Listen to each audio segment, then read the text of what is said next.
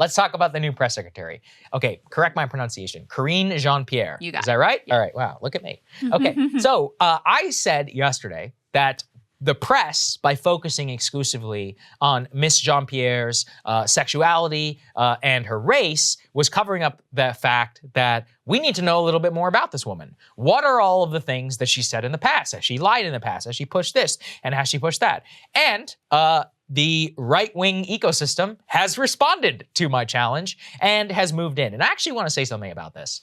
It is incredibly sad to me that ideological partisan media had to fill in the gaps here of the mainstream media. Because what I'm about to show you are both from GOP activists or from Fox News. Yeah. When this should just be the standard, period, for all press secretaries. And the fact that it's not being dug up by the mainstream media just shows you why I think the entire alternative ecosystem exists in the first place. So let's go ahead and put this up there on the screen. What has Miss Jean-Pierre said in the past? Oh, interesting. So, back in 2018, she said this, quote, "Reminder, Brian Kemp stole the gubernatorial election from Georgians and Stacey Abrams." Oh, doubting the Democratic election of Georgia. And then in 2016, here's what she said about Trump. Stolen emails, stolen drone. Where did the drone come from? I was trying to figure that one out too. Stolen drone? Listen, it's been a while since yeah, I've indulged I in was Russia scratching my head about that one too. Stolen emails, stolen drones, stolen election. Welcome to the world of hashtag unprecedented Trump. Wow. I mean, that is certainly doubting the results of the 2016 election and saying that it was essentially stolen by Russia. And Fox News actually went and compiled 10 of the worst things that she said in the past, put this up there on the screen. And look, I mean, when you go through this, you're just looking at somebody who is clearly somebody who has fallen for the derangements of elite liberalism. So what they point to specifically is that this is a person who actually protected Kamala Harris whenever she was moderating a debate. Oh, I remember that. Yeah, whenever physically protected her. That was a good moment. Well, so okay, physically protecting I think is fine, but I think shielding her from a question of an animal rights activist. Yeah, but this was someone who was like rushing the stage. Yeah, it was somebody. It was a little bit of a weird situation. Yeah, I guess I could probably. That was fine. I'll side with you, I guess, on that one. But then she said that Trump could start a horrible civil war. She doubted the legitimacy of the 2016 election, repeatedly tweeted about Trump with hashtag Putin love affair. This is somebody claimed the 2018 Georgia gubernatorial election was stolen, repeatedly praised Andrew Cuomo during the pandemic, declared that it's racist to cover the Chinese origin of COVID, accused, listen, more what I could point to is the basic fact that this is a dyed-in-the-wool MSNBC lib, Krystal. Well, I guess that was my reaction to it. It was like, this is standard-ish. Oh, do I think it's cringy liberal stuff? No, I don't really, none of it's like extraordinary. Right. I would expect anyone who was considered for this position to basically have tweeted hashtag Putin love affair or whatever. By the way, I looked up the drone thing because it was driving me crazy. What's happening? Okay, so do you remember this? I only vaguely remember this. Trump accuses China of unprecedented, and he spelled it like president, act over U.S. Navy drone. He said that China stole U.S. Navy research drone in international waters, rips it out of water, and takes it to China in unprecedented act.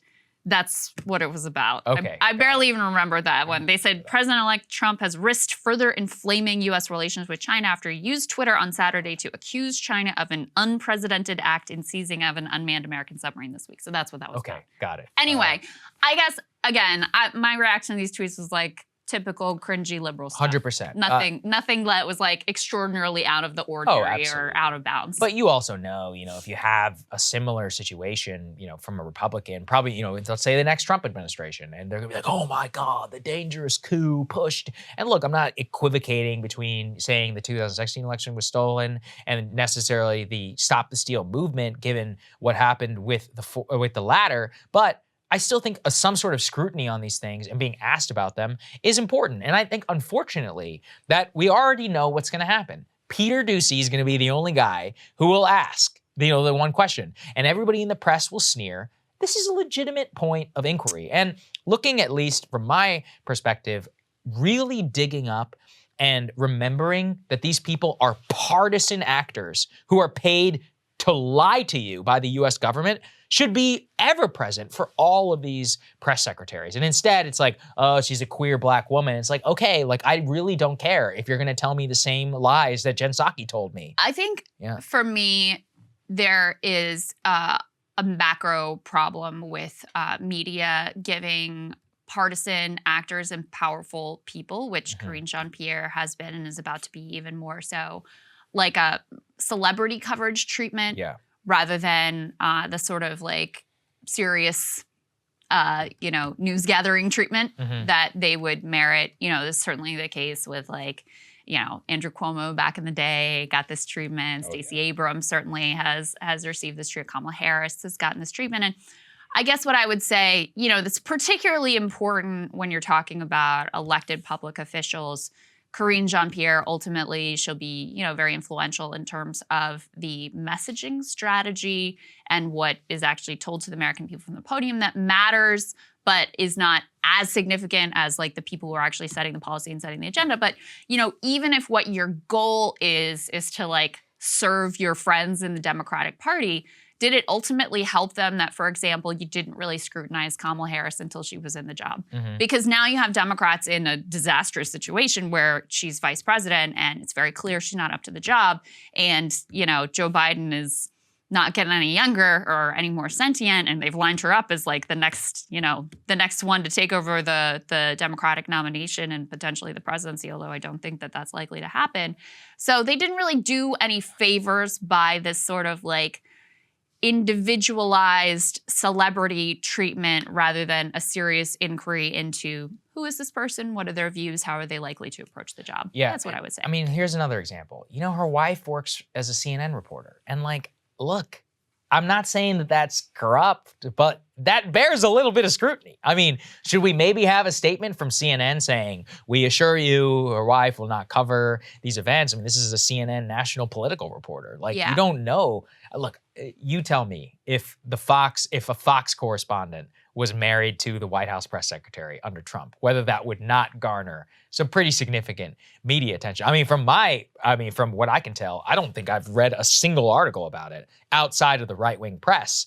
That just seems very clearly rife for discussion. I have nothing against them being married. Like, okay, God bless both of you. But now you are the paid propagandist of the White House. Your wife works for CNN. Like, do you have any processes in place at CNN in order to make sure that there's no ethical concerns? Like, is she going to take a leave of absence? I'm not saying that's fair, but like, that these are all things which I have friends who are actually married to people who are in public office who had to make a choice about putting up a firewall saying, okay, I'm not going to cover that issue, period. Or I'm going to have to take a leave of absence from my job in order to make sure that there's no ethical concern here whatsoever. So, I mean, again, a real press corps should probably ask that question, but they're going to look at that as like, oh, that's, homophobic or something like that. I mean, look, I would say the same for anybody who's married to somebody.